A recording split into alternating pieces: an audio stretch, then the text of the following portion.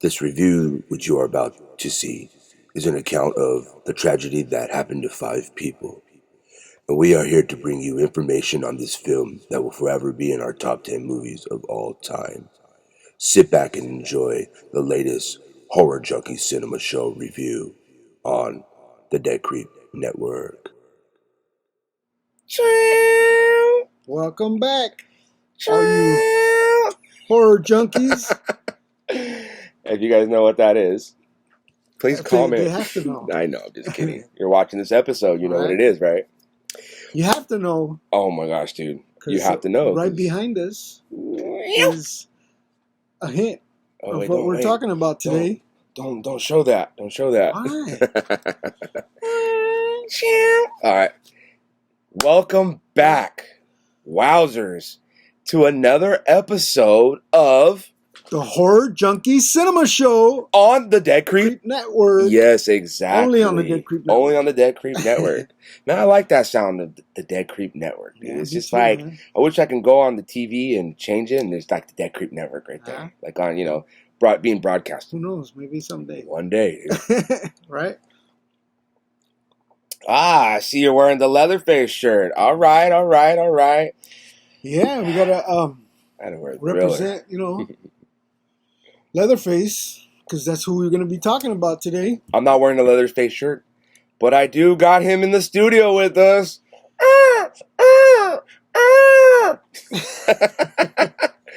This is made by NECA.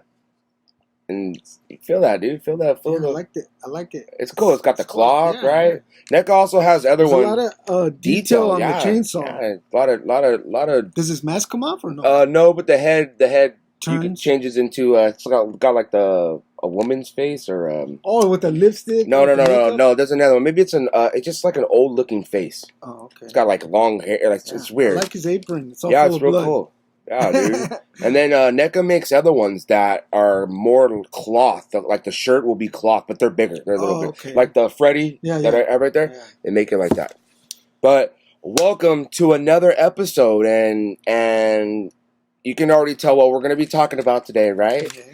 This movie right here, man. I wasn't even born. How old were you when this movie came out? I was 2 years old when this 2 film years was old. released. I wasn't even thought of. Old. Yeah, this is way before my time. I didn't hear about this movie till about. Wait, you're like teenager? When I was early teens, and I used to hear people talking about it all the time. Yeah, dude. I always wanted to see it, and once I saw it, I thought it was cool. I was like, man, this is a cool movie because it's different from any other movie you ever seen. It's kind of like a documentary, right? Kind of real. You know what I mean? Sometimes you think what you're watching is real. And it's got that Faces of Death type feel. Yeah, you know what I mean? It's got the kind of grainy old film. Yeah, this movie. I like this movie. This movie also helped spark my interest for horror. You know what I mean? And actually, the first time I ever saw this movie right here was with you. Yeah. Right? It was on a rainy day. Yeah, on a nice rainy day, nice scary movie day. Yeah. And actually, I don't know where it's at, but I have the actual VHS copy that you actually gave me after 20 years. You're like, here. That's the exact same one that we watched. Yeah, that's back that you watched for the very first time. Yeah, the very first time. Yeah. But this movie right here, man, this movie is such an iconic movie. It is called The Texas Chainsaw Massacre. Texas Chainsaw Massacre, man. Like, just even the name, right? The name, That's a cool name. When you're going to like the video store, because back then it was VHS, and when you're going to the video store, they have a little horror section, and you're looking, you're like, Texas Chainsaw, what is that? Like, what does that mean? You, as a kid, you're like, you're just intrigued by the cover, the name. You're like, the name. The name itself is, dude. Because I mean, if you were pitching this movie to like a studio, and that name, just that name itself would probably sell itself. You know what I mean? Or they would probably be like, I don't want to. What are you pitching? The Texas Chainsaw Massacre. But what if they were like, wow, that sounds cool. we would You know what probably I mean? say that. It's like, wow, let's make this. But movie. I don't think it was that easy for him to No, be I'm like, sure here, it let's wasn't. get this made. I'm sure it Look how wasn't. even nowadays, look I'm sure it how wasn't. what's his name? Like we said before, look how Rob Zombie has hard time getting those kind of movies made. Yeah. You know what I mean? And that us as well, a lot of people, I don't know, I can't speak for everybody, but we know they're not real movies. They're entertainment. You know what I mean? Some people do take that too far, but without those movies, people would still do that kind of stuff, right? Yeah. But the Texas Chainsaw Massacre, man. What does your note say? The Texas Chainsaw Massacre came out 1974. It's a slasher film, right? Yeah. Slasher film. And at that time, there was slasher films, but nothing really like this movie, not right like the franchises we have now with Freddy and Jason. Yeah, Texas Chainsaw Massacre. Like one of the first. Halloween. Yeah, but this movie is it stands alone. It's a classic. It's a timeless classic.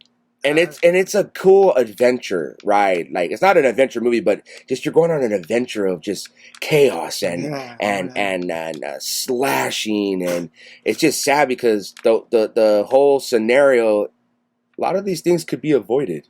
But the mind is curious. We want to go see other things, and we go off and do stuff that we're probably not even supposed to be going to. And look what happens. We get our demises happen to us. But this movie came out in 1974. Rotten Tomatoes, dude. Thank you, man. Like, we're gonna give your hats off. Well, I'm not taking my hat off, but you saw what we were watching then, correct? That's how I look at it. Rotten Tomatoes gave this an 88, and we as the viewers gave it an 82, which Rotten Tomatoes is still higher on us with this one, but I'm glad it's over the 80. If we can do a review, if we can get movie reviews, you know what I mean, that they're giving us at least an 80, like, we'd be happy, man. Like, they did good with this one, an 88, man. That's almost a 90 for a 1974 slasher film. Yeah, that's a good rating. Movies nowadays are barely getting this kind of rating. You know what I mean? Yeah. They're putting them in like the 60s, 70s. Yeah. You know what I mean? This got a nice juicy fat tomato next to it, right? Pretty much, yeah. 1974, man. This movie, I can't even explain. This movie was basically based, I mean, not the movie itself, but the character Leatherface was based off an actual serial killer or an actual murderer, and Ed Gein, Ed Gein, I don't know, because a lot of people, I try to say Ed Gein, but some people always try to correct me, Ed Gein, because it looks like it could be said that way. Yeah, Ed Gein helped inspire a lot of Tobe Hooper to come up with this character of Leatherface, right? Okay. Also, too, it helped spark the character in what's that movie? Silence of the Lambs. What's his name? Buffalo Bill. Buffalo Bill, the crazy, the crazy dude that keeps the people hostage in the hole and has the little dog and all that crazy stuff. And then another iconic character in old movies is freaking Norman Bates. Yeah. Norman Bates. I like Norman Bates. So I guess all three of these characters, if you think about it, it's basically like the same person. Mm-hmm. Because all these parts of Ed Gein, every part of the movie, every character has something different about the movie. Ed Gein, Norman Bates loved his mom, was obsessed with his mom and stuff, right? Buffalo Bill was obsessed with he was cross-dressing and he wanted to, he liked women and he wanted to wear them and stuff like that. And Leatherface, the part of Ed Gein, was just killing people, making furniture and masks, all kinds of crazy stuff out of, like, making masks out of their skin, their faces and stuff, right? Like, what is wrong with that dude, right? It's all screwed up, man. Maybe they one too many horror films, right? Nah. But I think they caught him in like the 60s or something. They caught him. They actually. Where was he from? Or he died in the 60s. I don't know if he's from like Maine or Massachusetts, somewhere back east. Yeah, Ohio players. I don't know. Ohio. But you what do you throw this movie in your top? Yeah, it's got to be in my top 10. It's a It's top got to be 10, in my dude. top 10 because it's just the movie speaks for itself. It's a all-time classic. I mean, you can't have a top 10 movies. And You this can't have not a be in top there. and this not be in it. It has to be in there. I think right now when we're the movie reviews that we are doing, they're kind of our top 10s right now. Yeah, We're kind of getting our top 10 out of the way, yeah, and then we'll start getting into our like this is in our top 20, this is in our top 100 yeah. because I have a lot of different. I have a top 20, I have my top 50, Yeah. my top 100. Yeah, When you make into the top 100, that's how your aura and your presence of liking horror movies is. Yeah. You know what I mean? You can compile a bunch of different movies into that. But this movie came out in 1974, and thank God Rotten Tomatoes gave it a good rating. And the people in this movie, man, these actors in this movie were not really big actors, right? No, like they didn't they have. weren't. If you look at like their IMDb and stuff like that, there's not really too many If you look movies. at their filmography, Their filmography and a lot of those actors that are in these movies don't really act anymore, or they have passed on to the afterlife. You know what I mean? Yeah, there's a couple of actors in this movie who are not with us anymore. Yeah, that have passed away, and for some reason, it's like they're good actors. Like, wonder why they didn't go. Oh yeah, their acting was really good in this film. Yeah, for that time and the way they acted, it was perfect. That documentary feel, the grainy. Yeah. Like, why didn't they could really pursue too crazy of acting? Did they get typecasted as, oh, you're in the Texas Chainsaw Massacre? Because some actors and actresses get typecasted where they can't do nothing else no more. Like Smokey. No disrespect to anybody that likes Smokey, but a lot of times when people want Smokey in a movie, they want him to, I don't know, man. They want him to do that, and he's probably like, I don't want to do that. I want to do something. I want to act. I want to show, you know. So that's, probably why you don't see him too much in movies like he used to be. You know? You get typecasted after a while. That's right. But the director of this movie, man. Tobe Hooper. Yeah, Tobe Hooper. Tobe Hooper, rest in peace, man. When did he pass away? He just passed away, what? 2017. 2017, man. 2017, he passed away. What up, all those, like we said, those iconic masters of horror. Masters of horror. It's their time, dude. Little by little, it's that generation. It's their time, man. You know what I mean? But Tobe Hooper, man. Tobe Hooper was. I really think he was an underrated director. Yeah. A lot of people don't put him up there with like Martin Scorsese. When you talk about those, I understand they're different genres. But when we talk about movie directors, people are always talking about Martin Scorsese, which he is great. I mean, but no one's ever talking about. But to a horror fan, he is a Martin Scorsese. He's a Martin Scorsese of horror. When we talk about movie directors, we want to just talk about in general. We shouldn't have to. Oh, he's good for horror. Yeah. No, we're talking about his overall. Yes, he does horror films and stuff, but his overall. We need to grade these people on their overall, not because he does horror. He's good for horror. Yeah. No, we're talking about. He's up there with those Wes Craven, those directors. You know what I mean? Of course he is. But. Some of the movies he came before all of them. He did, dude. You know what I mean? He came early 70s, dude. Him and John Carpenter. John Carpenter is still. Well, Wes Craven has old 70s movies. Yeah, the last house on the left. Yeah, and then The Hills Have Eyes. The Hills Have Eyes. I mean, which we should do a review on the original. We're definitely gonna. Too bad we couldn't get that bald dude. What's it? Michael something. The egghead guy? That guy. Get him come and talk to him. He's an iconic character. Cool. You know he's in the Devil's Rejects, remember? Yeah, he is. I don't want to fuck no chickens. But Tobe Hooper, Opie Taylor. Tobe Hooper has done some iconic films that a lot of people just like, oh, wait, you did that movie? Like Poltergeist with, he worked with Steven Spielberg on that. Right? It's a really good movie. It's a really great classic. Movie. Life Force with who? Life Force with which was the screenplay was written by what's it? Dan O'Bannon. Oh my god, dude! I'm sorry. Hey, did you take your ginkgo biloba today? I left it at home, man. I forgot to take it. Oh my god, dude! And dude, these are movies we already talked about. I know. Your data bank, is it like the certain age where memory off your computer starts erasing, or what? Yeah, I think so, man. The hard drive is malfunctioning. Yeah, malfunction. Tobe Hooper. Okay, this is what we'll do: is when you think of something, I'll jump right in and try to back you up, dog. Right. Got your back, dog.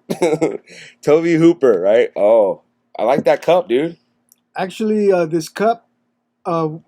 me and him, we went to Dark Delicacies, and we got this here. And what did you buy? I bought a Frankenstein lunch pail. Lunch. Was it a lunch pail or was it like a trick or treat basket? A bucket. Sorry anyways, about that.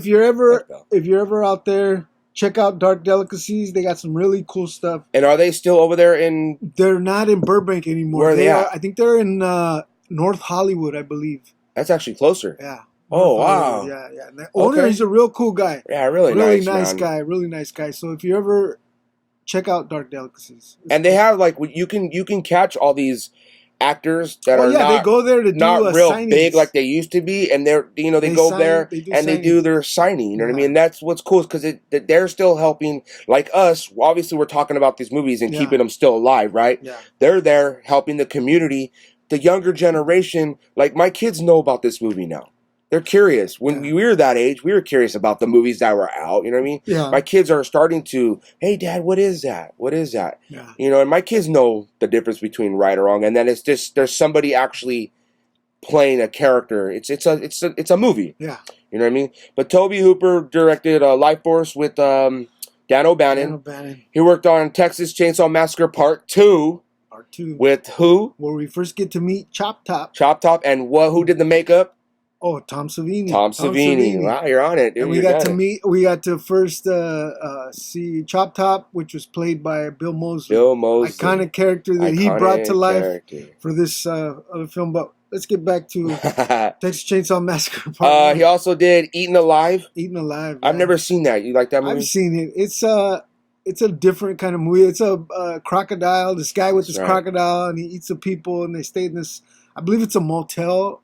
It's a motel in the back of like a swamp or something. Yeah, I'm not sure. And it's got also an iconic movie character or movie actor. Sorry, Robert Englund stars in this film. Mr. Freddy. Before he became Freddy. Yeah, dude. And thank God he became Freddy because I can't see anybody else playing him. No disrespect to the people that have tried. I forget his name. Haley. Jack Haley. Something. What if Joe Pesci would have got casted as play Freddy? I'm right here in your nightmares. Could you imagine? I'm gonna fucking whack you. The fuck you mean you don't want to dream tonight? That would have been funny. Oh my gosh, dude! Yeah, Joe Pesci, man, you do a pretty good Joe Pesci, man. We love you, Joe Pesci. Also, too, Salem's Lot, man. Yeah. The Nosferatu looking vampire. Fucking vampire. Like who knew that he directed that? Yeah. You know what I mean? Like, IMDb, unless they're lying to us. I like that. I like the makeup on that Nosferatu. Nosferatu, yeah. Vampire. That looks. He's creepy, man. When I first saw that as a kid. Even now, if you watch that jump, it comes out of like nowhere. That's a Stephen King novel. Yeah. Right. So. Right. In a way, there's a connection with them right there. You know what I mean? And then, what is this movie he did? Invaders from Mars. Right? Yeah. Starring Karen Black, about the little things that go in the back of the neck. I believe Dan O'Bannon worked on that. Dan O'Bannon, another collaboration right there, right?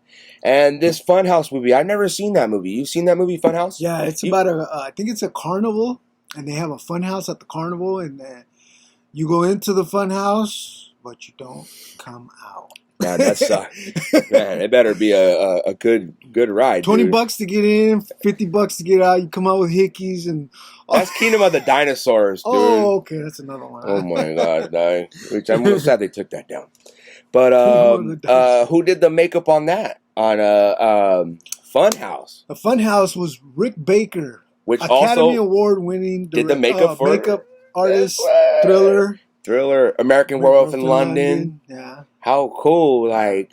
we saw him at Monster Food. Oh, yeah, we saw him at Monster Food. I took a picture of him. But they're looking like Antonio Banderas with the long hair pointed out. He looked smooth. Like, he was about his business, dude. He looked, the way he carried himself was, like he was, I'm respect, you know what I mean? Respect me. I'm looking smooth right now. Yeah, but he's kind of short. Yeah, he is. Unless I'm too tall.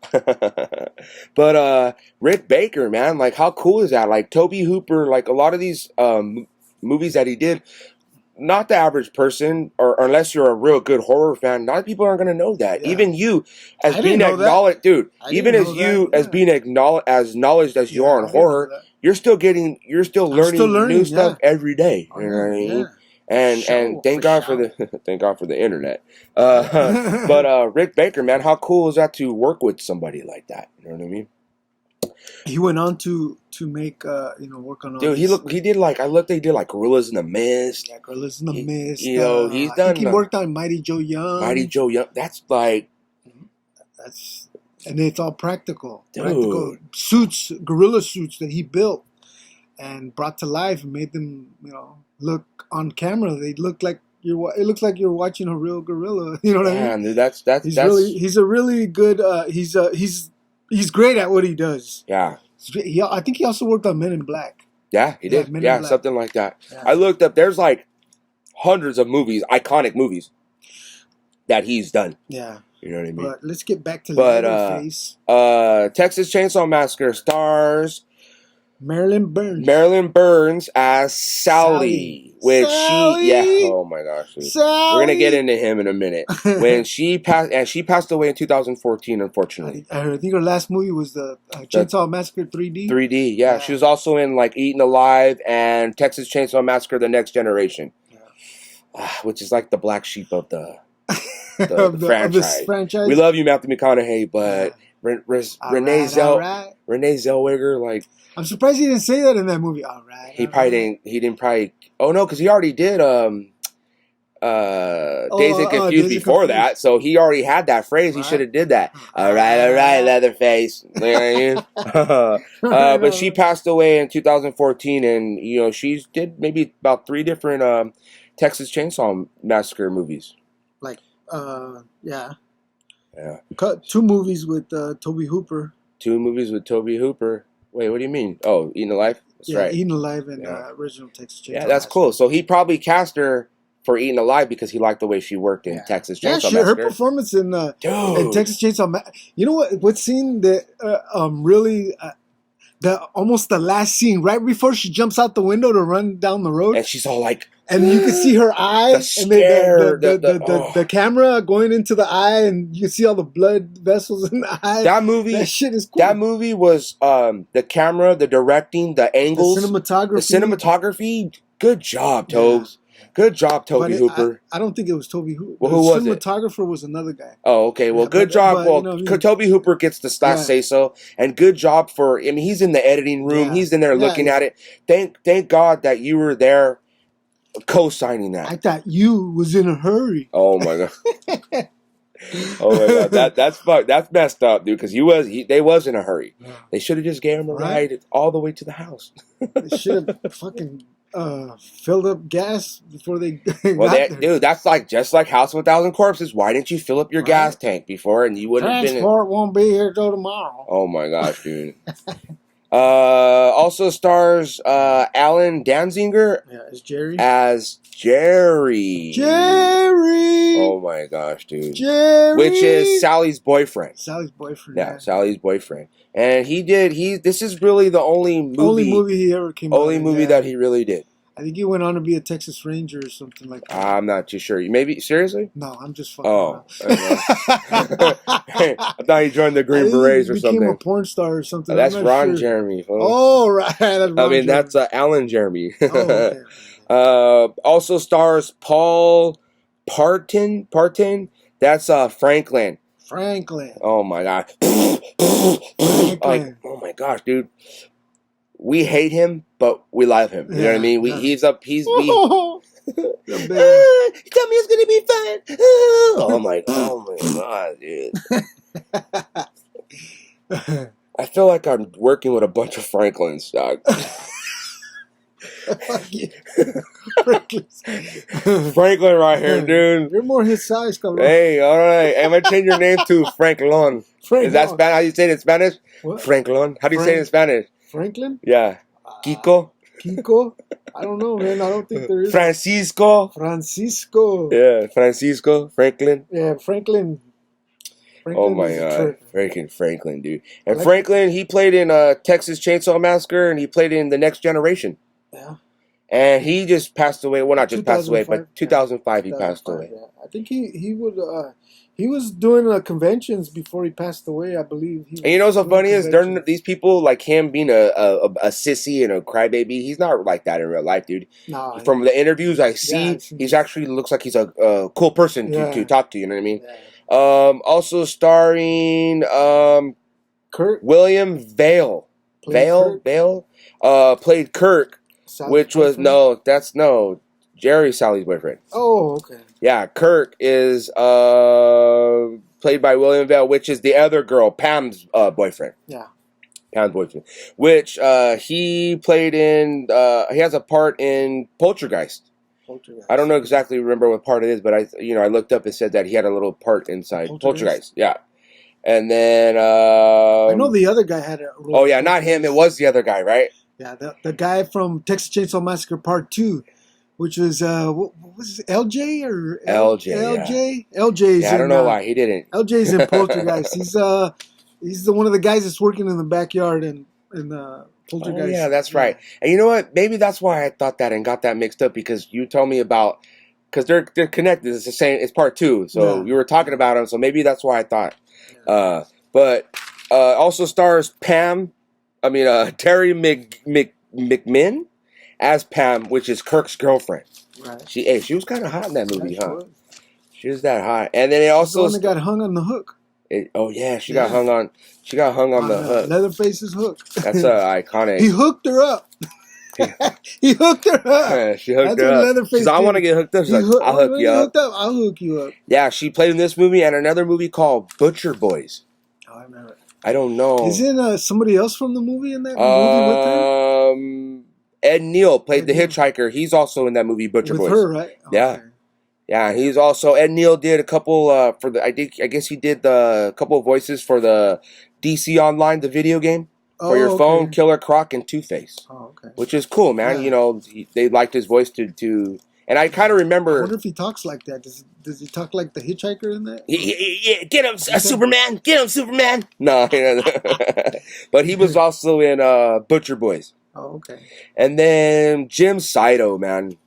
Rest in peace, dude. He died in 2003. He played the old man. The old man. Which he becomes the cook, right? Yeah, the cook. These are the only two real movies that he did, Part 1 and Part 2. I can't take no part in no killing. Yeah, dude. It's funny is because the evolution of the character of the old man went from being like a serious role to kind of Part 2 being like comedy. He's got punchlines and hello, he answers his phone from the thing is all. It's kind of comedy. Yeah, it's gonna cater. Like, how'd you get that in there? You know what I mean? But but he still acts good in that one. Yeah. But the seriousness is more inside part 1. You know what I mean? So now settle down. Yeah, and he died, like I said, in 2003, and those were the two only real movies that he played in. Yeah, so he's like, I know him as I named him the cook. You know what I mean? He's iconic as the cook. Yeah. And this guy, dude, which we couldn't have this movie without him. Freaking Gunnar Hansen, dude, played who? Leatherface. It's right there, with his wig and his mask on. Actually, I think that's the hammer that he hit. What's his name? He hit Kirk in the head. Right in the head with. And he starts twitching, and his boots hitting the floor.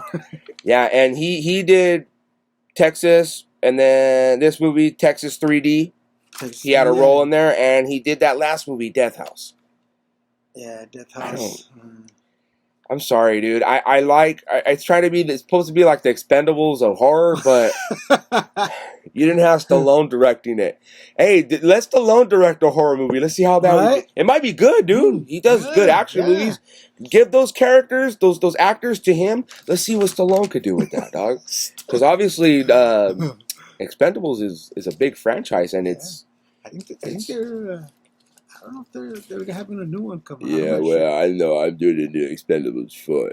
Yeah, I'm going to have Leatherface in it. Oh, he's dead, right? Yeah, he's dead. And then Grandpa Sawyer, played by John Dugan. Go get your grandpa. Oh my God, he was all pimped out with a suit. Yeah. Now I know why he was wearing Stacey Adams or something like that. Yeah, dude, now I know why Leatherface wears. That's what happens when you're in the Texas streets pimping it, dog. You know, all that pimpology wore his face down. You know what I mean? That's why Leatherface wears ties and stuff, dude. Kind of keep it with his in sync with his grandfather. Pimping ain't easy, but somebody's got to do it. Yeah, especially Grandpa, right? But he did this movie. The best. Grandpa was the best. No one does better than him, right? He did this movie. He did Texas Chainsaw Massacre 3D. He had a part in that, and he did The Next Generation. Which, cool. Gosh, dude, like The Next Generation, huh? I'm freaking yeah, dude. What? I try to watch that, dude. Next Generation. Yeah, and it's just really hard. I kind of bypass it, dude. And that doesn't mean I'm like not part a one fan. and part No, two, even part 3, the Leatherface movie. Yeah, it's way better. Oh, the one with Viggo Mortensen. Yeah, and Ken Foree. Oh, okay. I thought you were talking about the one with Steven Dorff, that new one they made. Remember? That is another one. It's called Leatherface, right? Steven Dorff is forget about the sheriff, dude. I believe. They made that before 3D, right? I think it was after. After okay. 3D, yeah. Steven Dorff. I think he's the sheriff, right? Oh, the 3D. So. I'm getting that mixed up. 3D is the one with Trey Songz and yeah. And you know what though? Okay, the 3D is a lot better than that Next Generation. It still kind of goes, and I like how Bill Moseley plays the cook in that, right? And Gunnar Hansen is like, hey, let him go, right? Yeah. I kind of like that one a little bit. I just don't like the hip hop aspect of it. It's got a hip hop feel. You got Trey Songz in it. With no disrespect to you, Trey Songz, but I don't know, dude. Like, we don't have to cast. Let's put famous people. Yeah, we don't have to put no names. Actor, rappers in a movie. Like, just get some no names. Maybe throw a few. Pay homage, like you put Gunnar Hansen and Marilyn Burns was in that. She was in that, right? Yeah, she had like a scene. I think she was a nurse, right? Oh no, she was actually, her. She was like it was her character still. Yeah, that's right. Yeah. She was like taken away on a gurney or something, right? Yeah, that's right. Like you don't have to always cast big names. No. You know what I mean? If you do, get a couple, but then let no names be in the movie. You know what I mean? Because if you think about it, a lot of the horror classics. There's no famous people. There's no famous people. And they that Death House had so many people, and it just maybe it was the script, the writing, the story. We need to write our own horror movie. Let's see, let's finish we need to finish our movie, dude. Deadcreep. Deadcreep, yeah. But this movie, man, like it's crazy how. The story itself, like the way he came up with this story, you know what I mean? It's a really good story. It's really good. You put yourself in that situation. Because you know what? Put yourself in that situation. This could happen. Yeah. Me and you. It's something that can really happen. When we were That's what makes it scary. It's you know what I mean? It's realistic. It's something. It's not like a sci-fi movie. Yeah, when it's like stuff like that. This is something that really could happen. And ghosts, things that have to do with ghosts is possibilities. Yeah. You know what I mean? When Freddy, I love Freddy and all that stuff, but that's not. It's the dreams. Some guy's killing me in my dreams. That's not real. These things, a family killing people, it could be real, dude. Yeah. When we were on our way to Palmdale to go to the desert and stuff, we saw houses that look like movies could be made there. Like, oh yeah, some scary people might be living there. Yes. You break down. The Sawyers might be living there. Huh? You don't know. You break down. You have no gas, and your cell phone might not be working out there. And look, you got to go talk to somebody, and you're trespassing, and you die. And who knows? You might be knocking on the Sawyers' door, right? The Next Generation. Oh my gosh, dude, the Sawyers. Oh my god. They changed their name from the Sawyers into the remakes called the Hewitts, right? Yeah. They changed it. I don't know why they did that. Do you like those remakes? You know what? The one with Jessica Biel. Yeah, the one with Jessica Biel. I like that one. I don't like the beginning it's though. It's a different style. The Texas Chainsaw beginning and it goes together. No, but you asked me if I like them. I like them, but I prefer to watch part 1 and part 2. You know what I mean? But I enjoy watching them. I think they're good. I'll watch them. They're good remakes. Yeah, they're good remakes. And they're sometimes like I said, it's hard to do remakes that come out good. You know what I mean? And if you succeed in a remake coming out good, then cool. You You read the script, or you can do a Rob Zombie and kind of add your own stuff to it and make the story a little more in depth and interesting. You know, get more personalized. We got more personalized with Michael Myers in the movie. Yes, we had sympathy for him. We felt for him. We, in the original, it's just who the scary things coming and killing us. We got more in depth in. They could probably, like they're trying to do with Leatherface. Mm-hmm. They're trying to what was that, Leatherface? They try to show, it's like a prequel, right? Mm-hmm. Showed like how he became. I don't know if you know, but I think they're working on something new with Texas Chainsaw Massacre, with the franchise. I heard they're working on a new film. I don't know if what you heard is what I heard, and I don't know if I heard something because maybe you were telling me. Yeah. But I think it's gonna bypass part 2 or something and just go from something like that. I don't know. I don't know if I could be wrong. If I might be wrong. I might be wrong too, but I also heard that they might have. No. You know what? Origins. No. I think they already did a Origins movie on Texas Chainsaw Massacre. Where? Which one? It's the Leatherface. Maybe it's that one. And it shows him as a kid. Yeah, right, that's Leatherface. The one where it shows him as a kid, right? Yeah. It didn't fit to me. Like, yeah. I don't. Leatherface is supposed to be this handicapped and mentally disabled. Which is crazy because we both work in that field. We do deal with the mentally disabled on a daily basis. Yeah. You know what I mean? And that's what Leatherface is supposed to be, mentally disabled. And in that movie, he wasn't. Was he really mentally disabled? I think he was in the Texas. Which one? Leatherface. Oh, Leatherface. He was like some punk kid. He was normal. Yeah, they didn't stick to the origins of the character. That's why I like the Jessica Biel ones, the remakes, and the beginning where they found him in a trash because the mom didn't want to keep him, and that makes sense of why this guy is like this. Mm-hmm. You know what I mean? But when you got some kid in juvenile hall committing crimes and he turns a Leatherface, that's not good to me. Mm-hmm. It doesn't. He's talking. Leatherface doesn't really talk. He makes noises. Makes noises and grunts, because they don't have no other way of communicating. Yeah.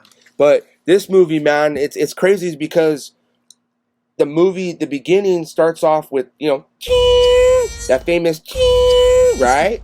And it shows like you hear like them digging up. You hear something going on. Some rattling, some movement, noises. Right? And then it shows the flash. It shows a corpse sitting on a tombstone. Just impaled into a tombstone. Yeah.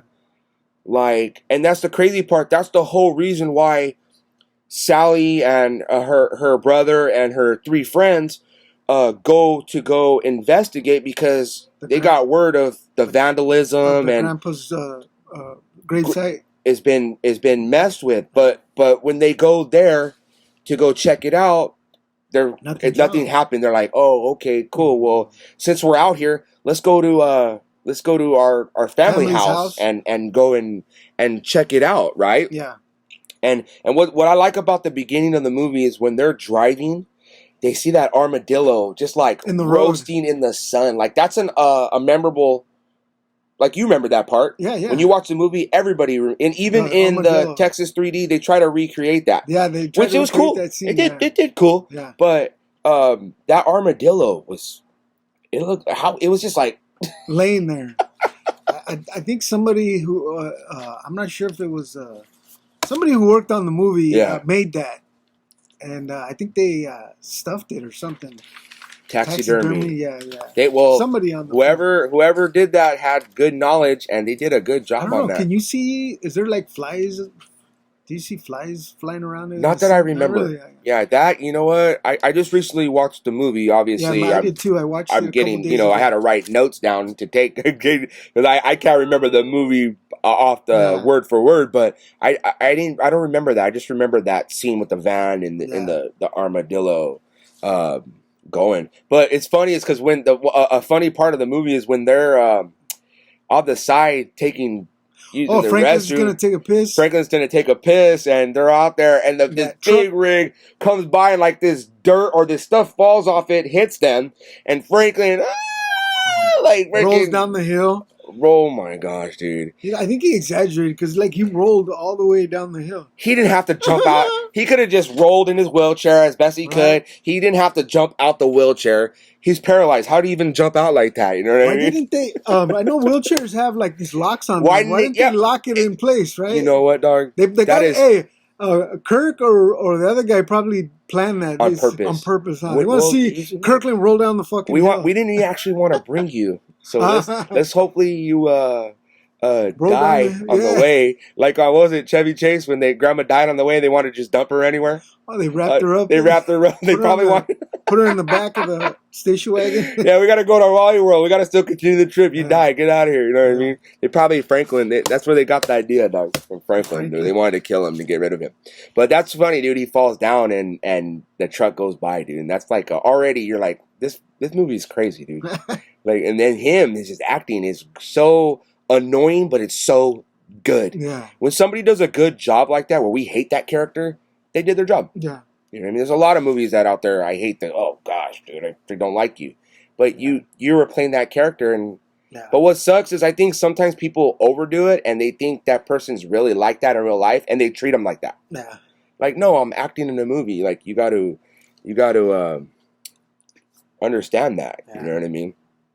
Yeah, Franklin. But they get back in the ride after he gets done peeing. They dust Franklin off. They get back in the ride. They're driving, and they see this big old slaughterhouse. Have you ever been by a slaughterhouse? Yeah, I have. Driving up north. It smells. California. It smells sometimes. It smells. Like over there, they have a slaughterhouse in Cudahy, the Farmer John. Oh, okay. Yeah. And some days you smell like bacon. Oh, yeah. I've been there. You're Actually, like, oh my God, it smells so good. And then there's times when you go and it smells like death. Yeah. Like just nasty. You're like, oh. Like it stinks really, really bad, dude. But they go drive by there all the time? Well, I used to pick up patients in that area. I used to go do. You just drive by there and see what now I want to see if I can see Leatherface. Did you get her? Yeah. No, I would go pick up patients and drop them off at like sleep studies. But I was in Cudahy and that, area? All that whole area has got, you can smell sometimes the bacon, though, it smells, you're just like, right. And then you're just like, oh, I don't want to eat bacon. It smells like shit. Like, So, but they're driving and they see a slaughterhouse on the side and they're trying to say, the Franklin's telling them like, hey, that's where Grandpa used to sell, because I guess they're cattle. He had a farm or something, right? And he used to sell cattle to them, right? And then on their way, when they're driving to there, that's when we see Mr. Edwin Neal, dude, right? Yeah. The hitchhiker. Would you pick that dude up? Hell no. Even the way he looked. Dracula. He looked like Dracula. That's what Franklin's. The whole family of Draculas. I would have picked up Dracula. At least Dracula would have. No, Dracula looked nice. He got a suit on. You know what I mean? He's all hooked up. He got with his cape. Hey, dude. I wouldn't have been like, yeah, that guy's mysterious. Let's pick him up. Yeah, he got a the big hitchhiker birthmark on his face. Dude, not disrespect people with birthmarks, but it's just all on his face. This guy looks, he's just all jittery. Like, he didn't even need cocaine, dog. He was just already naturally coked out. Like, cocaine and slaughterhouses. Cocaine and slaughterhouses. Cocaine and slaughterhouses. Oh, my. Oh, my God. The hitchhiker. Yeah, that birthmark on his face. He's a trip. First time. Good acting, though. Oh, dude. yeah. Oh, my gosh. The actor who plays him is nothing like real nice guy. Real nice guy. Hey, your phone's not on, is it? We're gonna hear ring, ring, ring. No, not today. All right, cool. I don't care if it rings. I just it's gonna pick up in the audio. Yeah, no. But yeah, he's got that big old birthmark on his face, and it's funny is because he starts talking. They start talking to him and asking him where he's coming from, right? Like, what do why are you out here? Right? And he's coming from the slaughterhouse. Yeah. Like, what were you doing at the slaughterhouse? Taking pictures of he was like pictures of gory stuff. He was out there. He's like pulls out some pictures out of this like little raccoon satchel. It's like an animal or something, right? Like, what is it? Hey, I know what it is. What? It's a fucking Ewok. An Ewok. Hey, Star Wars and Texas Chainsaw Massacre is not in the same universe. But he looked like he killed Wicket. He had like Wicket right there.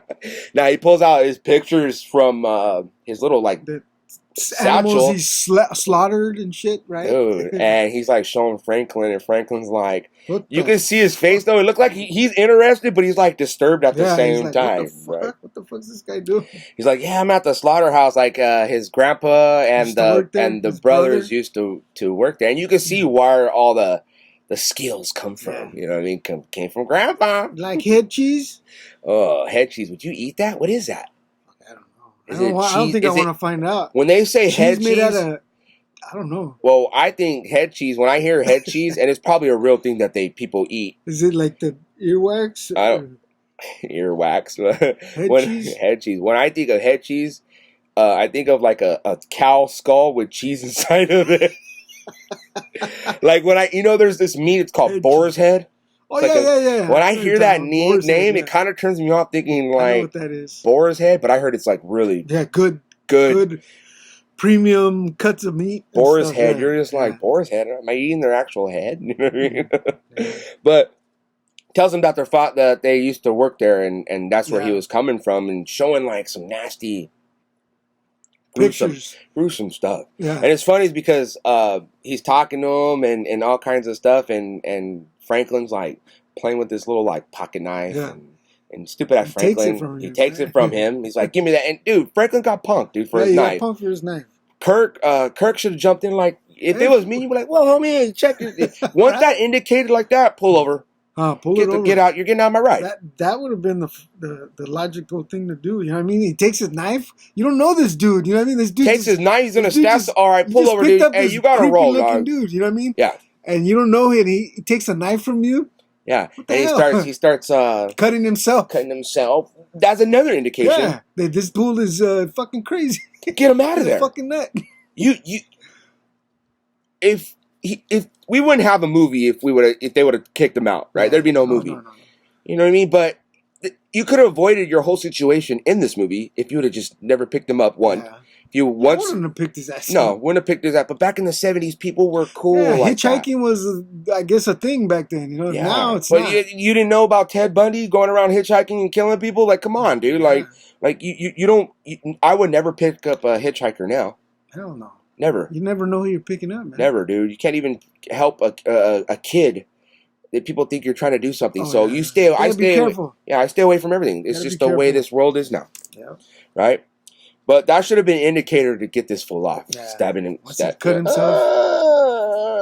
Right? He that would have been a red flag right there. This dude is crazy. Yeah. Right? And then he takes his picture. Right? It's a good picture. It's a good one. How much did he want? I don't know. $10. $10? Give me $10. Back then, that's $10? Like $100, dude. Fuck, in the 70s? I could see $1. In the 70s with $1. It's a good picture. Buy all kinds of shit. Yeah, dude. And you could tell that's when he's getting irritated because they don't want to buy his picture and they want him out. That's what set him off. That's what set him off, dude. That's what he set him off, and that's when he freaking. I think that's when he slashed up freaking. You want to buy my picture, Franklin? He slashed up Franklin. Cut him with his knife. Oh no! He pulls out the knife from his boot. Oh, he pulls out a straight razor, knife, and that's when he cuts. Yeah, he cuts Franklin's arm. Because Franklin. When the way they cut him, dude, the way he cut him should have been a lot more damage. Yeah, a lot more blood coming out. More gory. Yeah. But that's when they kick his ass out. They pull over and tell him to get out, and he's doing the like weird crap, dude. Like he smears that blood on the side of the I think that's like a sign of him marking. Right? Yeah. I think he marked them. Because then Franklin starts looking at it and thinking he's like stressing out or something. You know he's like stressing out, like, oh my gosh, you think he was out for me? You think that guy's gonna come and look for us? You think he wants to get me?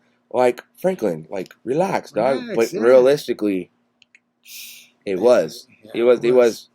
What goes around comes around. Yeah. And I know a couple people like that. Don't mess with them because they'll come back. Sit right next to you. Oh my gosh, dude. But yeah, I think that was her way sitting right next to me. I just barely caught on to that shit, dude. You know?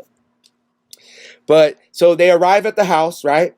They arrive at they leave the guy. They arrive at the family house, and when they but before that, wait, you're going. They stop at the gas station. Oh shoot!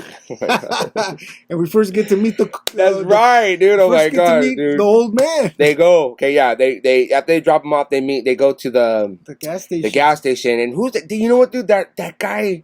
That's outside. Comes out with the bucket. Who is he? Like, why did they show him some more? I wonder if he's got. He has to be related to them, dude. Probably. I wonder if he has a. I wonder if he's even has a credit on the credits. What was his name? Bucket washing guy. Bucket boy. Window washer. Window washer, and it's funny is because and it's crazy because every time he went left the way, he would go. He would tap the side of the van, and then he would walk back, and then he would walk back, and then when he would leave, he would tap the van again, and that meant for him to sit his ass down. And it's funny is because somebody that gas station.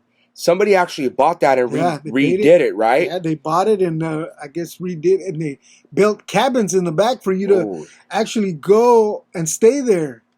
Could you imagine that? Imagine staying there? And I believe all the cabins are right behind the gas station. Yeah, and I heard the food's pretty good. I think Adam the Woo went there and stayed there. Yeah? Yeah, he did. Yeah, but that'd be cool. Oh, and they sell food. Yeah, it's a barbecue. It's a barbecue. I wonder what they make it out of. Oh. Head cheese. I wonder if they got head cheese, huh? Make a head cheese taco. Call it that or something. Head cheese tacos, right? Oh, huh? That actually sounds good. We need to go. Chainsaw tacos. Leatherface latte. Hey, what if the old man opened a taco joint instead of a barbecue? Huh? Hey, remember we came up. We were trying to do a movie. We were trying to do a movie about Dias de los Tacos or something. Was it Tacos de los Muertos? Oh yeah, Tacos of the Dead. Yeah. We were like, what were we like? Taco guys that were killing people and serving them at their funerals. Serving up the food. Oh my god! Well, they go to the gas station, right, and that's where they meet the old man, the iconic Jim Saito, dude, right there. Yeah. And this dude, I don't know that guy. You don't want to go messing around no old house. Yeah, I'm gonna look up some little more information about that guy. See if there's any. I want to look at the credits just to see what his name. The bucket guy. Bucket boy. I want to see what his name is. You know what I mean? Yeah. But you notice he's looking up at the sky. Wonder what is he looking at? And then they show an angle of what he's looking at. It's just the sky is cloudy. I don't know what he's. No. I believe it's either the sun or the moon, and the clouds are just. But I don't know what he's staring at. I always wondered what he was staring at. We need to ask him. He's probably not alive anymore. Well, they go and they go and talk to the old man. And they ask him for directions to get to their family's pad, right? And but he don't know. They don't know it's the family. Yeah, he's like, I think I seen something. But he doesn't know. But at first, he doesn't know it's their family's house. He's trying that when they say, "Oh, we're looking for directions for this place," and he's like. Oh, you don't want to go around messing with people's stuff because they don't want to get exposed, right? Yeah, they want to keep their secret. Yeah, and he goes, and people won't hesitate to show you that they don't want you around here. And then they say, well, that's our family's spot. Also, that's your dad. And then he kind of changes his attitude like, oh, I don't want to make it too because I don't want to get exposed by these people because, the shit that we're doing, you know what I mean? Mm-hmm. So, but he asks us for directions, and he's like, "Oh, we need gas." And then it's funny because when they tell him they need gas, he says, "There's no gas here." Yeah. But once he finds out that's their family, he's like, his attitude's changed. He's like, "Oh, just wait a little bit. It's gonna be here later." Yeah, like all of a sudden, the trend, like because I know somebody in this area because he wants fresh meat. But see, they must have been doing this for a long time, years. Yeah, I'm sure they were. And I wonder if the grandfather has ever encountered them. That would be an idea for them to make a movie a copyright, about Grandpa. Their grandpa, Grandpa, or even which grandpa? Franklin's grandfather, or no, the Grandpa was the best. That's what I'm saying. So would be a cool idea to make a story about him, his backstory. Sally's family. Yeah, how they got there, lived there. Oh yeah, interacting with the grandfather. Maybe they had some kind of interaction. Maybe he knows. Maybe they know something, and they just mind their own business or whatever. You know it would be cool to see Grandpa in action, And see why they call them the best, right? Yeah, they need to. Yeah, why are we always so focused? And notice, we love you, Leatherface. Yeah. But why are we always so focused on Leatherface? Yeah. You know what I mean? Yes, I understand it surrounds about him. Movies about him. Surrounded around him. But let's, they want to go in depth. Let's talk about the grandpa. Let's see where he came from. Let's see what the grandpa did. Maybe why they called him the best. Maybe he was in Vietnam and saw some shit and came back all crazy. I don't know. Maybe he was in one of the wars. PTSD. Hey, you never know, dude. That stuff happens. Yeah, but he tells them to, they go inside, they get their barbecue, and it's crazy because that barbecue they were probably eating, probably some peeps. Peeps? Some people, some peeps. Yeah, for sure. That's what they do. Peeps, the candy, those little chewy peeps, the little birds. No, not that. I know. But yeah, so they cut. I don't know if they got the directions. Did they get the directions? Yeah, they did. They got the directions. They go to their family's house. Go to their family's house, right? And I guess they grew up there when they were kids. They used to.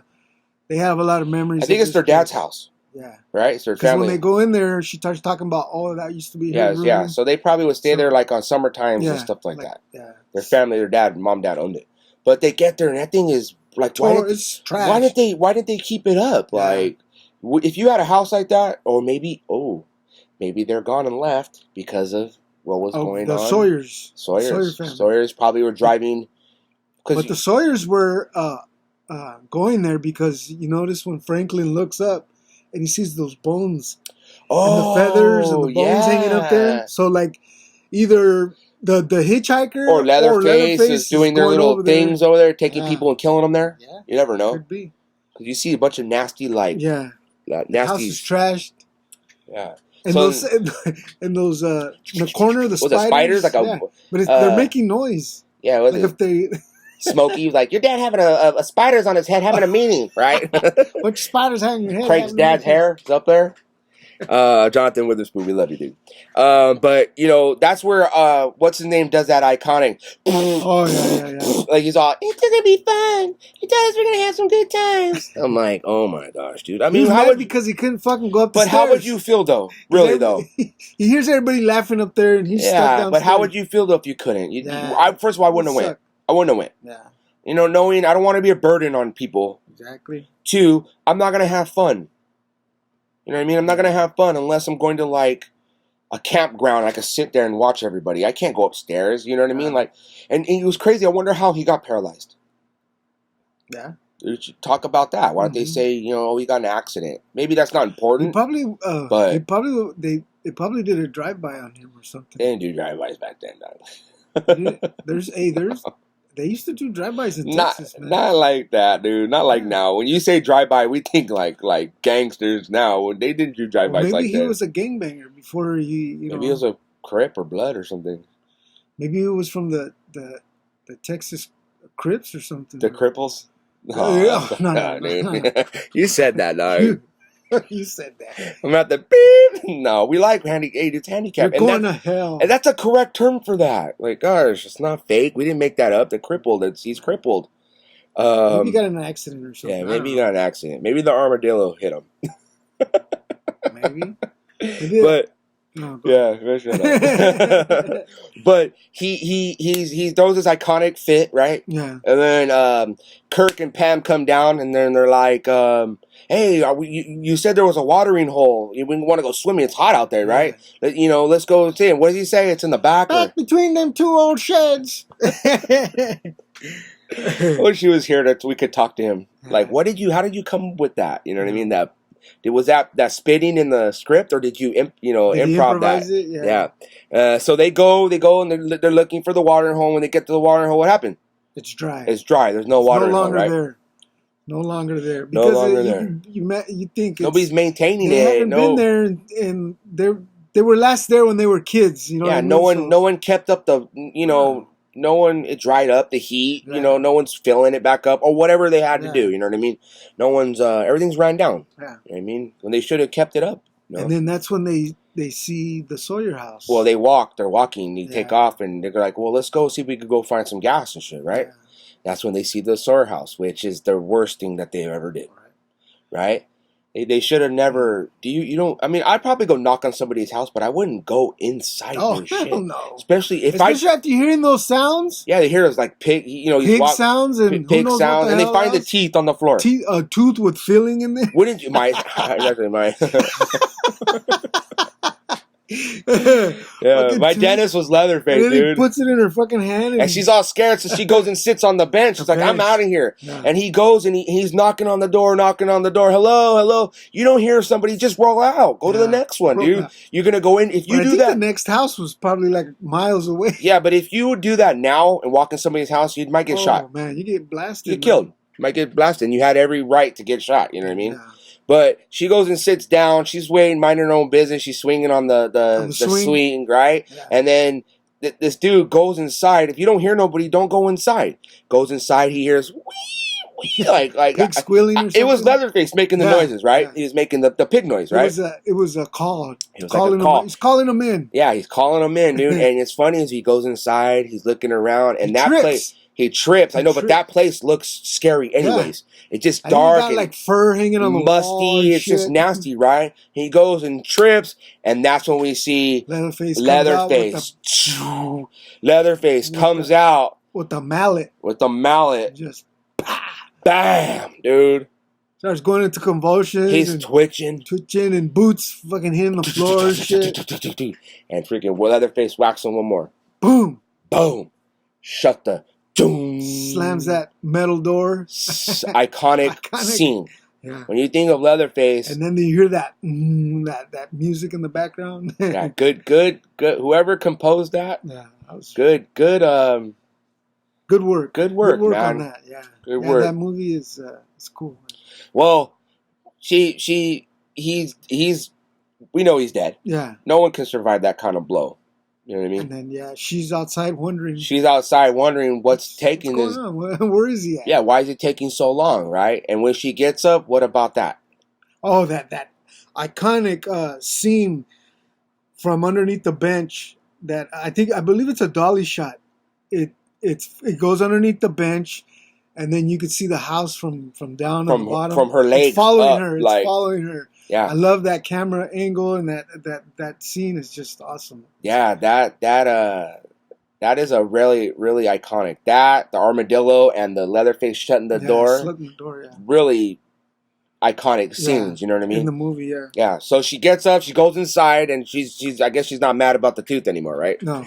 So she gets up, goes inside. Why would you go? Why are you guys there, dude? Like, why didn't you tell him don't go inside? So you have to go inside looking for this dude because you don't know where he's at. Yeah. And she goes and she's like discovering. She comes into a room and with the room with all the feathers and the chicken in the cage. She falls and she starts freaking out, looking around. And that's where you see the iconic bed. She starts gagging, but nothing comes out. No, dry heaves. Dry gags. Dry heaves. But she sees the bed made out of like skeleton. Or the chair. It's a bench. A bench. Made out of like bones. Like. That right there would have been enough to say, get the hell later, out. Kirk. Get the fuck out. Kirk's on his own. Cook, I love you, but I'm done. Because what was going to happen next? Oh, my God.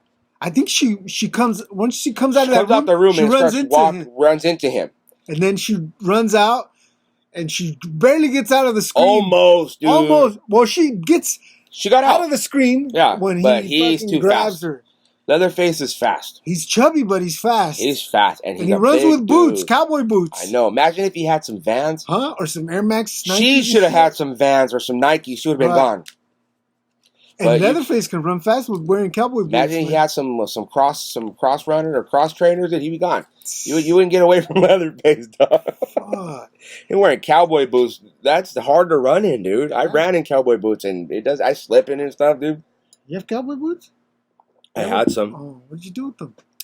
Got $2 done. Did you have the big belt buckle also? No, I just wore the cowboy boots, dude. Oh, okay. Used to be a greaser back in the day when I had hair.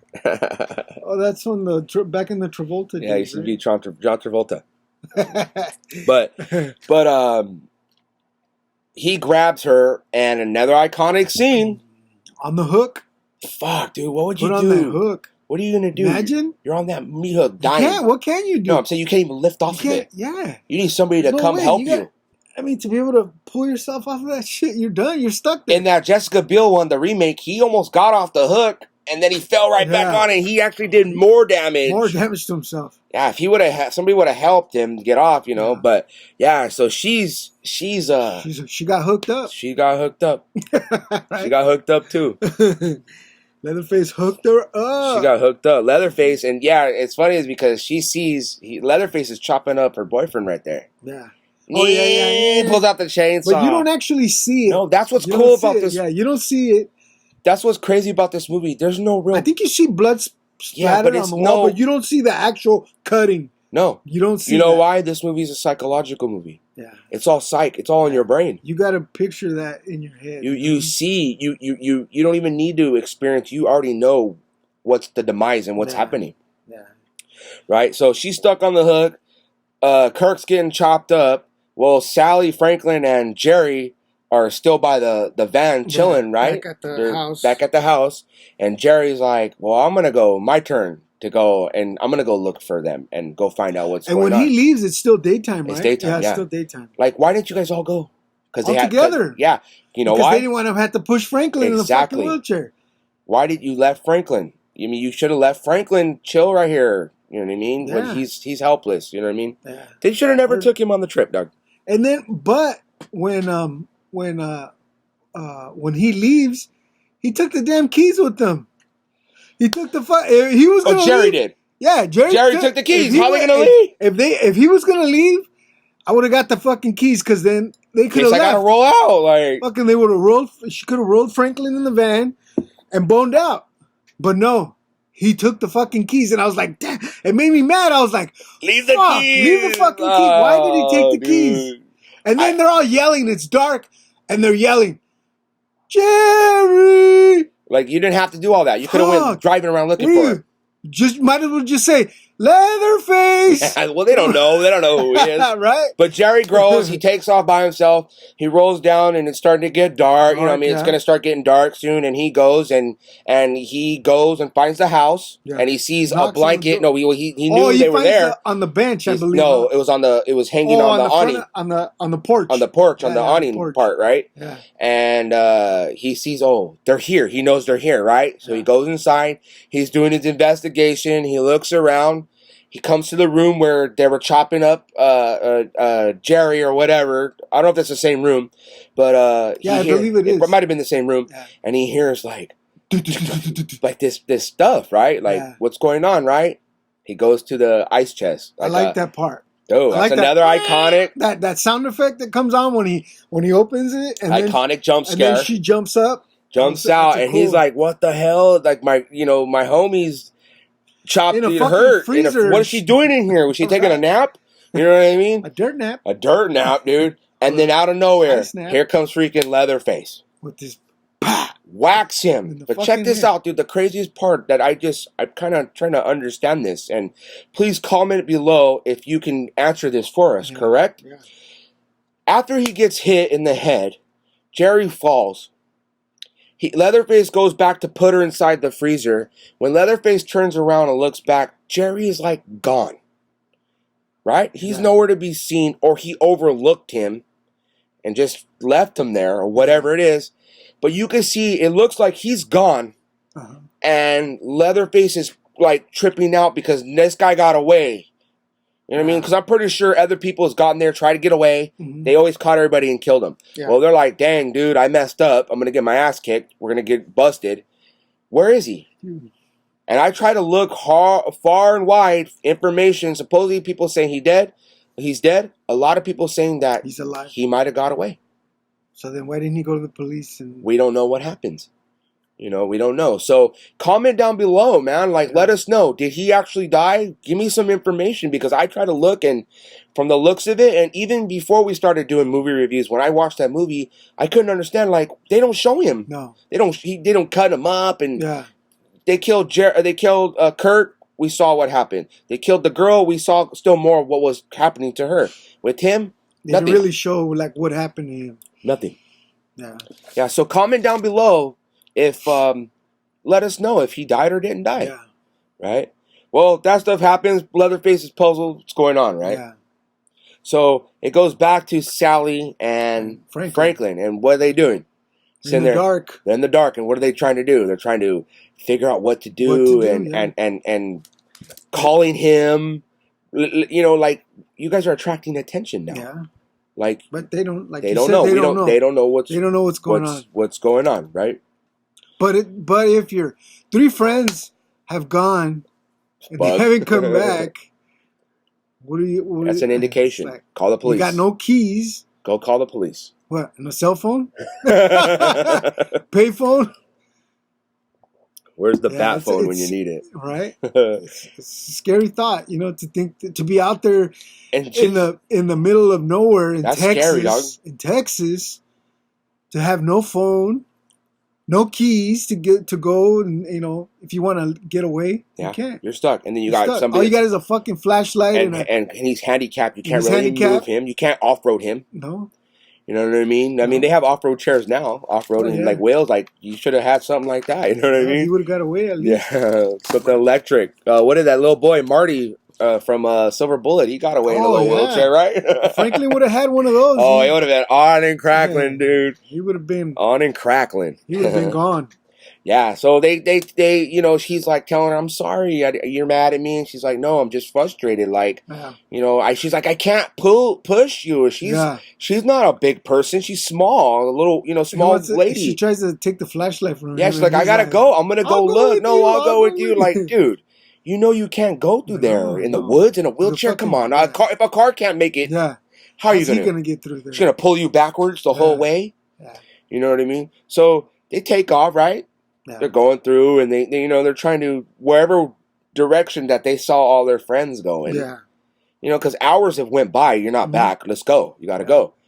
They're taking off, looking. You know, trying to find him, and they go through the forest, and it's all quiet, scary. Would you be walking? Would you be walking through that forest by yourself like that? Hell no, dude. Hell no. I'm gonna take some kind of weapons or. At least 2 or 3 people with me. You know what I mean? I would have a machete or a Freddy Krueger glove. A flamethrower. Start burning down the woods. If that would happen, guess who would have came out? Smokey the Bear. Yeah. Only you could prevent forest fires. And then Leatherface kills Smokey. Imagine. But they're rolling through, and then he messed up, dude. Smokey the Bear. Smokey the Bear again. I don't know. I think Smokey the Bear could throw. He can fight, dude. Yeah. But they're rolling, and you know, you hear crackling. You hear like somebody stepping on twigs or something. Like, shh. What is that? I hear something. I hear something, and then, dude, what happens, dog? Out of nowhere, dude. Like, I think he sticks it in his stomach, right? Yeah, and she's just like, "What are you gonna do? Really? Are you gonna fight? You can't. He's dead. He's got a chainsaw. I don't care. He's dead. Dude, seriously, bro. If I'm getting hacked up and if you try to help me, cool. But if you need to go get help to stop this, I'm dead, dude. Yeah. What are you going to do? Get killed? Nah. Go roll out. I don't care. That's not, he's a down homie. No. Go get help or try to get away. Yeah. Because I died. You don't have to die. Yeah. No. You know what I mean? So she did the right thing. There's nothing you can do. What do you don't have no gun or weapon. You got to go and try to go get help. Well, what happens? Leatherface kills him and just starts chasing her, chasing her through the woods, running through the forest, and everywhere. She falls like in every typical. Have you ever ran and fell? No, exactly. Never. Hey, but I've never been chased by a killer. You know, but you've been chased by homies from the neighborhood, right? I'm not talking about that. No, I know. I'm saying I've been chased by homies in the neighborhood, dude. Hell yeah. Been chased. Not mine. Never said my neighborhood. I said in other neighborhoods. Oh, okay. You've been chased? Yeah. I mean, I've never been chased by a killer. I've never been chased by. I never fell down running from something like that. Yeah, me either. I mean, I don't care. It only happens in horror movies. Yeah. Well, luckily she fell. All right. Then we wouldn't have a movie, right? But where does she run to? She runs to the Texas gas station. No, she went to the Sawyer house. She went to the Sawyer house, right? Yeah. She runs up the stairs. That's right. She went to the Sawyer house first. Stairs and jumps out the fucking window. And she falls from a second story. She doesn't know, but she goes to the back way, right? When she falls, No. But when she gets there, She knocks and it's like the back door, right? Or is that, that's like the back door and she runs around to the front. Right? No, I think she comes into the front door. Oh, okay. Well, I thought she went through the back. Because she closes it and then he comes behind her and makes a hole through the door. Right. But she goes upstairs and that's where she sees. She runs into the grandma and grandpa. Yeah. And that thing, the way they and made even that. The cat. Oh, that's right. The cat. The cat is in there too. The family cat. Even when the grandma. Yeah, the grandma. The way they made that look realistic, real, dude. Yeah. I really like the way they did that. It looked like a real decomposed grandma. Yeah, and the grandpa looked like he was just on his deathbed anyway. But he was still alive. When I first saw that, I didn't think he was alive until later when they bring him downstairs. I thought he was dead too. Yeah, it's crazy because she doesn't go to the grandma first. She goes to the grandpa, tries to say, "Help me, help me." She looks, sees the grandma all petrified, and she knows I'm not getting help. I don't know if you know this, but the people who lived there were actually there when they were filmed. They were on another part of the house which they didn't use. Like, you know what I mean? But yeah, the people that lived there, they stood in, I guess, their part of the house. Because the house is a pretty big house. It's a big house.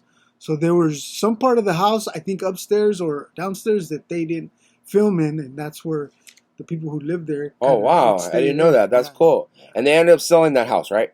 Yeah, the house they moved it. They moved the house from the original location and moved it somewhere else in Texas. And it's a restaurant now. Oh, wow. Well, we should go there, dude.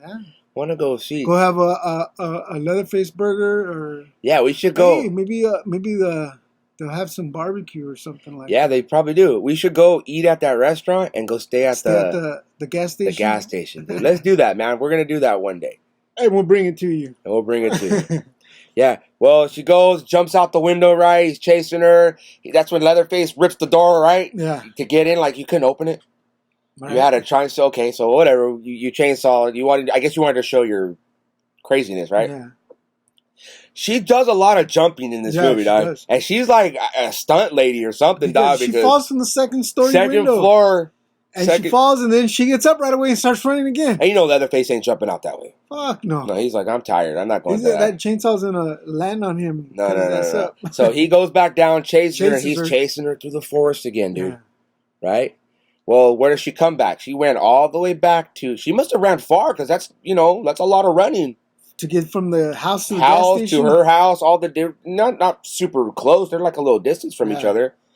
And it's crazy, because I'm thinking their house must be in between Leatherface's house and Leatherface was in pretty good shape to be running with a chainsaw? With the chainsaw? With a mask and all that shit on? He must do cardio. He must have had a treadmill or something. He had to, dog. Wow, he had to. He kept up. He was like right on her ass. Wouldn't stop, dog. He was like right on her ass. I think the house, their mom and dad's house, was in between the gas station and the Sawyer house. It had to be in that... Somewhere in that area. In between the vicinity of that, you know what I mean?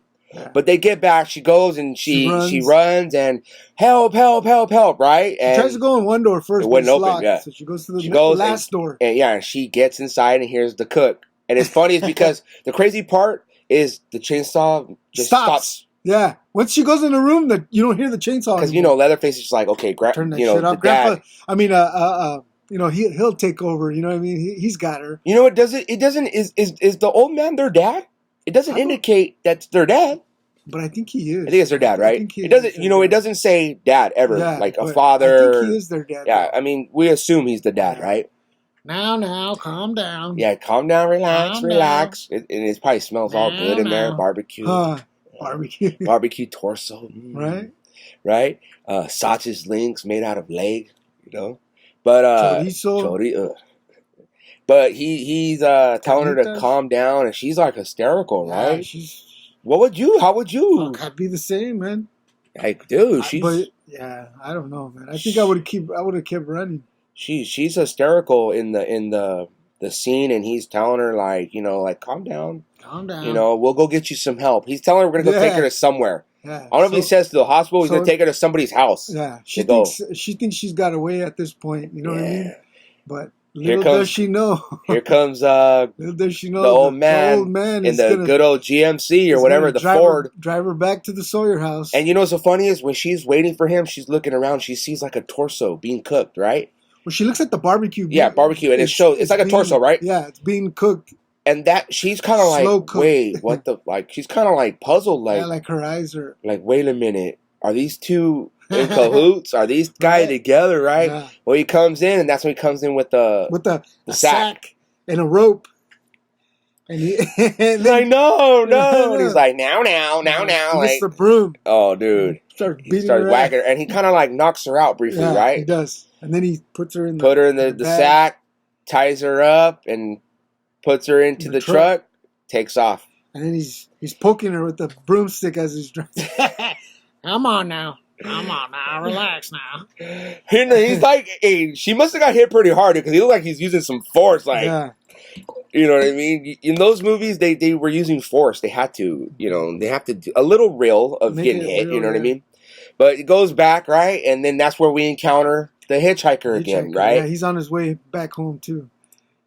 And then he, the dad gets out and Leatherface. I like how you see the headlights, and then he's standing in front of the headlights, and then you see him beating his ass. No, he's. Oh yeah, because he's hit. Well, he was on the way. He got caught or whatever. Yeah, he's like, you almost got us exposed and caught for the little. He told you don't. I told you don't be doing shit like that. You know what I mean?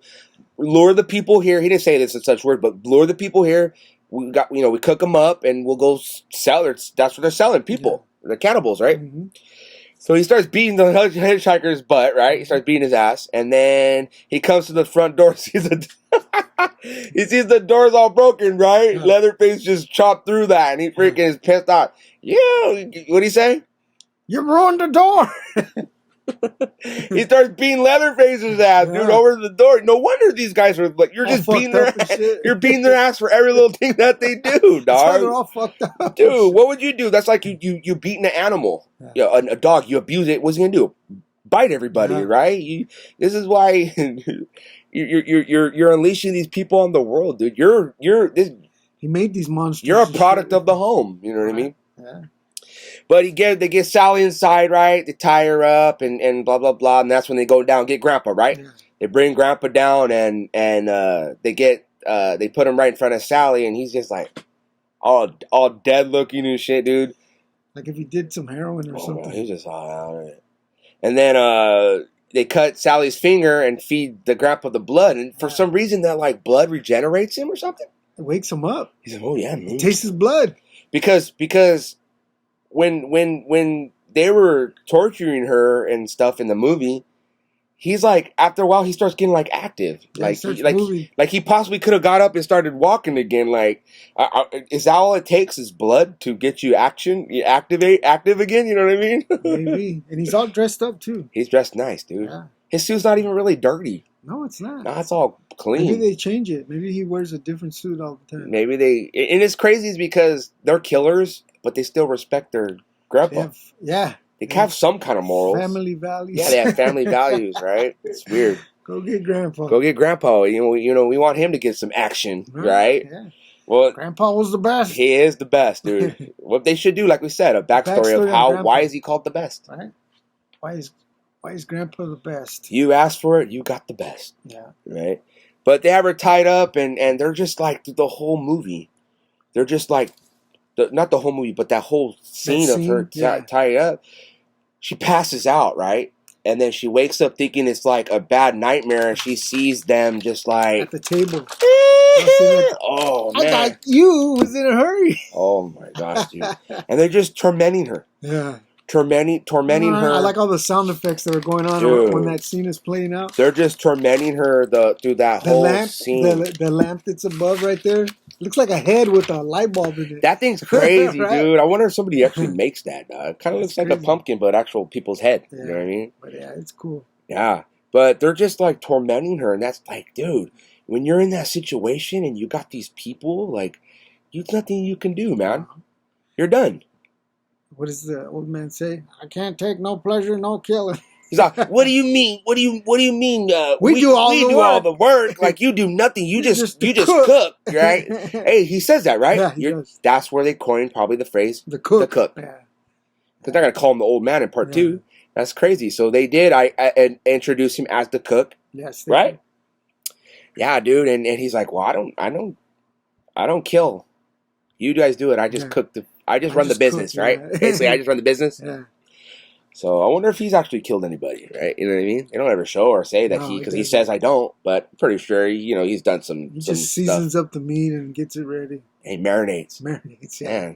Man, marinate. That's an art in itself. Marinating. But she think this nightmare has just come true, right? And she's it's a reality. Yeah. It's a reality that she thinks she's never gonna. She can't. My friends are dead. My brother's dead. The look on her face, it's believable. And her screaming. Her screaming and her just the close up on her eyeball. You know what I mean? The close up on her eyeball. You feel bad for her, like you want to help her. Yeah. Like you wish you were there to help her. You know what I mean? Well, not really, but but they take her, they get her, and they bring her down to the bucket, right? Mm-hmm. They put her down in the bucket, and they start hitting her head. And then they let Grandpa. And they let Grandpa, and Grandpa's like missing. Grandpa's got no strength. He got no strength, and then after a while, he just like. I think he does after, or no. He hits her a couple good whacks, dude. Like he actually was dude. I think the hitchhiker's helped too. He's hitting her too. He's the one that actually knocks her out, or something. Yeah, he was hitting her too, like hard. But then they let Grandpa, and Grandpa was like hitting it, but he was like throwing it, kind of like throwing it, hitting her. Yeah. Right. Yeah. And it's funny is because when the mallet falls, the hitchhiker goes to go and get it. That's when she gets up. Oh yeah. She gets up away. And she freaking jumps out to that. It's like a front window, right? Yeah. She jumps out the front window. Of the windows from the house. Yeah. And then when she's on her knees and hands, that's an iconic her expression. Like she looks all scared. Yeah, she's like, I'm free. Like what am I gonna do now? She's frozen. She's kind of frozen still. Yeah. And she starts running. She gets up, starts running. Here comes the hitchhiker, right? Hitchhiker comes. Yeah, starts chasing her, and he pulls out his knife, and he's trying to catch her and slice her, and then boom, Leatherface. Here comes Leatherface coming out the door. But what is he wearing, dude? Tuxedo. Oh my gosh, dog! Tuxedo, dude. Leatherface. That tuxedo is so iconic, dude. That tuxedo. When I dress up, I've been dressing up as Leatherface for many years. I finally switched it up this year and dressed as Freddy Krueger, right? But when I dress as Leatherface, I either dress in this outfit, an outfit similar to like this, which I have right there, or I dress in the tuxedo, dog. The tuxedo, dude. I wear a suit, kind of looking like that, you know what I mean? But when I first saw the movie, right? Yeah. I'm like, what are we watching, first of all? And then when he came out in the suit, the tuxedo, I'm like, this guy's wearing a freaking tuxedo? Wait, with a tie and a chain? What is going on? Like, wow, what are you showing me? Like, I'm young. I didn't know what was going on. I go, man. And for a minute, you were calling me tuxedo. Remember? You're like, oh, freaking tuxedo. And I'm like, because that was like one of the highlights of the movie, because that we laughed about was that scene when he comes out of the house to chase Sally down the driveway of their where they live, and also they start chasing her down towards the main road, right? And but the whole time he's slicing her back. He's just cutting her up with this straight razor. And I love the scene with the truck driver. The truck driver is badass, dude. He was driving that Black Maria. Is that what it said? Yeah, I think the truck's called Black Maria or something. Big ass dude. Big, huge. Bigger than Leatherface. He's taller. Bigger than him. He's taller than Leatherface, dude. He's probably like about 6'6", 6'5", right? And right when she got lucky, because she maneuvered out the way, and the big rig. Oh, just hit the hitchhiker, and he was done. Went underneath dragged him underneath the truck. Dead. Done. And that body looked real. Yeah. That dummy or whatever it was, he got mangled up, dude. Yeah, he got mangled. And it's funny is, not to jump off the subject a little bit, but in part 2, the thing that they're holding, supposedly that's the brother, the hitchhiker from part 2. Yeah, the dead person that's laying in the front of the cover. And I don't know if I could be wrong, but him and Chop Top supposedly were twins. Oh, I'm not sure, but I'll look up more and comment below if I'm wrong. So where was Chop Top? That's what I'm saying. I don't know. Like, where was where was that guy washing the car? Maybe he was in jail or something. Maybe he was in the county jail or something. Oh, he was in Vietnam. Oh, that's Remember right. his plate? That's right. Yeah, he was in Nom, so that makes sense, right? Yeah. Where was the cleaning guy? You know what I mean? The window washer. Where's him? You know, where's he? Maybe he's not part of the family. Maybe he just works there. Maybe he just worked there. Maybe he don't know. He's mental in the head. He probably don't know what's going on. Yeah, but I like when the guy throws the pipe wrench at Leatherface. He gets out. No, the funny part. Yeah, that's the best part. But he's funny. He goes out to go see what's wrong with her. He gets scared and runs. Yeah, he sees Leatherface coming around the corner. He's like, runs. Oh shit, I'm out. He's running with her, right? They get inside the truck. He's like, go get in. Leatherface is trying to get in, right? Yeah. And that's when they get out to the other side. Leatherface is like, oh, okay, I'm gonna go around and chase you guys. Well, they're running, and that's when he throws the pipe wrench. He stops and freaking bang! And then Leatherface cuts Leatherface falls. The chainsaw flies in the air, right?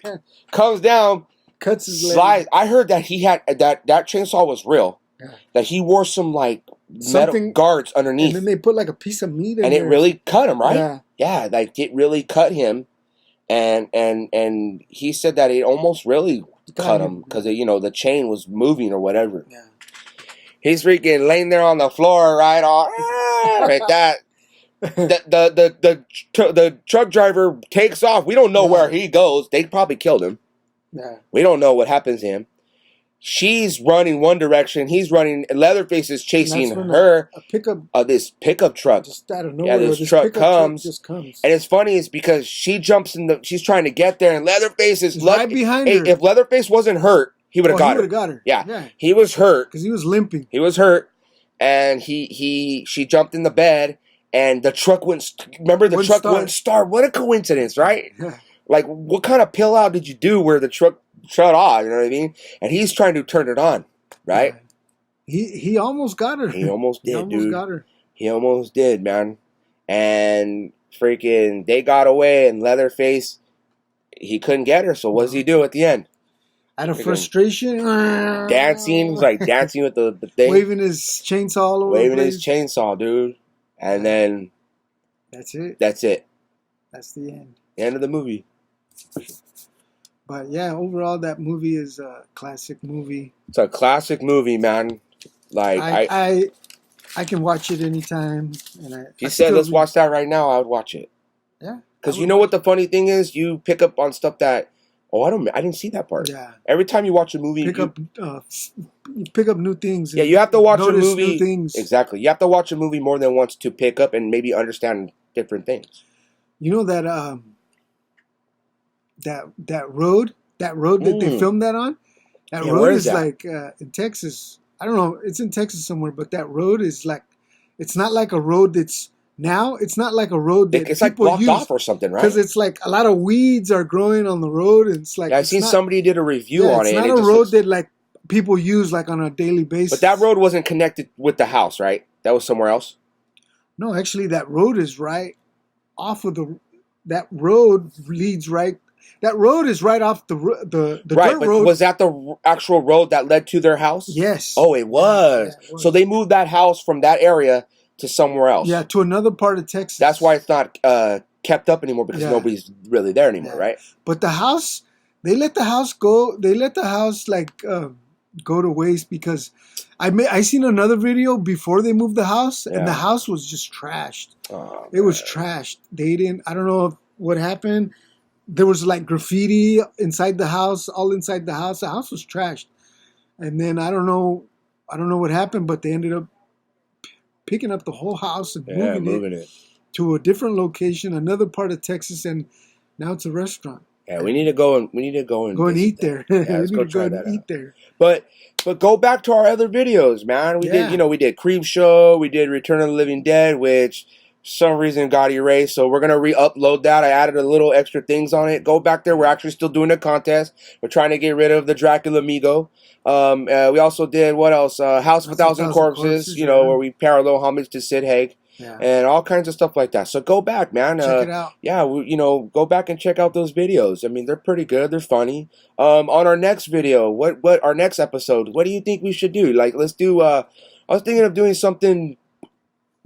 Maybe old, I don't know. We're going to do like something from the old back in the day or, we'll figure something out and, be a surprise. Yeah. We'll see what we come up with. We won't say what it is. It'll be a surprise. Maybe aliens, maybe something cool, though. Maybe Dracula, maybe the Wolfman. We don't know. Whatever it is. Whatever it is, it's going to be cool. So, but go back to our last videos, comment, like, subscribe, Yeah. Thank you all for watching and supporting our channel. I'm one of your hosts, Hannibal.